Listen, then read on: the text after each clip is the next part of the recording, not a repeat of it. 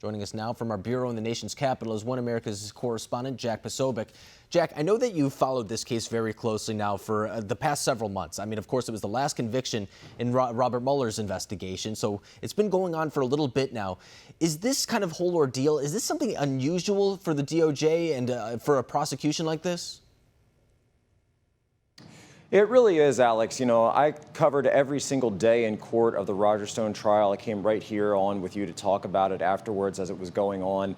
And to see all the prosecutors essentially resign from the case prior to the sentencing is quite large. Now, what we're also seeing is a bit of political theater here, too, as well, because they knew going into it that this was an excessive sentence. Everybody knew that it was an excessive sentence recommendation. The legal circles here in D.C. were even talking about that. And so they then knew that that's Barr or Shea at DOJ would probably come in and ask them to drive that down a little bit. And then, of course, they're now able to use that as their sort of impetus for resigning. So this really is what we're seeing, a bit of political theater, kabuki theater, if you will, going from that excessive extreme to be able to break it down. And of course, the Democrats are making hay out of that, calling for yet more investigations, asking about political interference. And of course, I think they were actually intending to provoke a response from President Trump. Well, they certainly have gotten a very strong response. We're now hearing within the White House that the president has been asking his advisors about pardons, about what options are available. He's always been on the side of pardon for Roger Stone and General Flynn.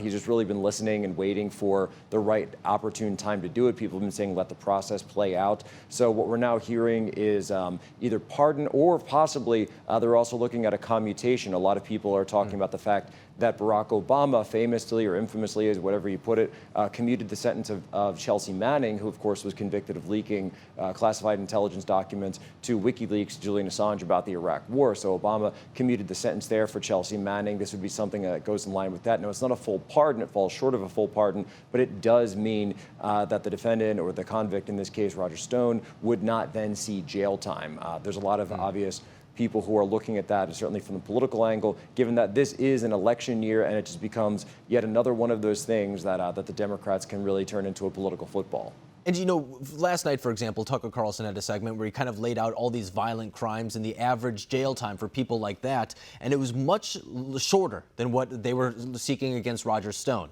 I mean, he, for example, used the idea of like assault, and the average time, I believe, was around 3 years, something like that. And I think it's worth mentioning, too, what Roger Stone is actually being indicted for. It's witness tampering and lying to Congress. And I'm not sitting here justifying those things, but a 7 to 9 year term seems pretty expansive for what that is. And in fact, we've heard that the DOJ was not informed that that was going to be the decision. That was not the original recommendation that the prosecutors brought to the DOJ. That's what the Washington Post is reporting.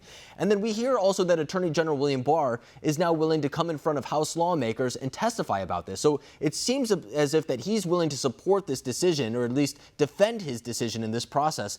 Was the DOJ's kind of decision to step in this case, was that unusual, or is that something that kind of happens?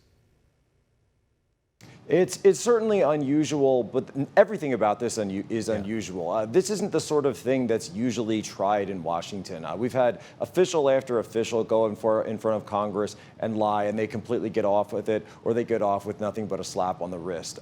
You actually have as well in this case a situation where the supposed witness who was intimidated, Randy Credico, has actually very publicly been calling for no jail time for Roger Stone. He said unequivocally that he knew Roger Stone was joking when he sent certain text messages. He said, that's just how Roger and I talk. There was no intimidation here. Whether it was tampering, of course, that's a matter for the law. But he said he didn't think that Roger Stone deserved jail time. This is the own witness who was supposedly the victim in the case. And so to see the Department of Justice, or at least the line prosecutors here, who again had been appointed by Mueller, not by Barr and not by Shea, that's something that we really covered at the time, that when Barr came in, it was a big sea change in the Department of Justice. And now this Roger Stone Stone case, this General Flynn case, those are sort of the last remaining, you could call them hanging chads, to use a political phrase, from the Mueller investigation, from that era that Barr is now working to clean up. And remember, Barr got involved in all of this because he wanted to restore one tier of law for everyone. No more two tiers, no more inside deals, no more inside track, outside track for the people in D.C. and the people outside. And remember, Bob Barr was a guy,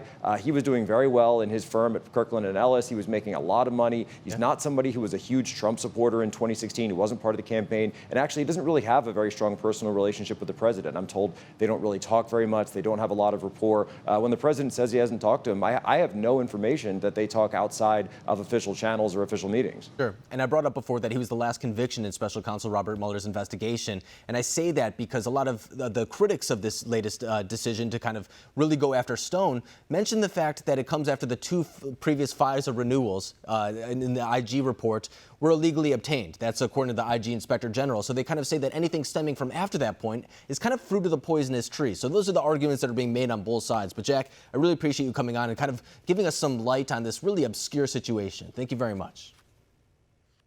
Of course, Alex, pleasure.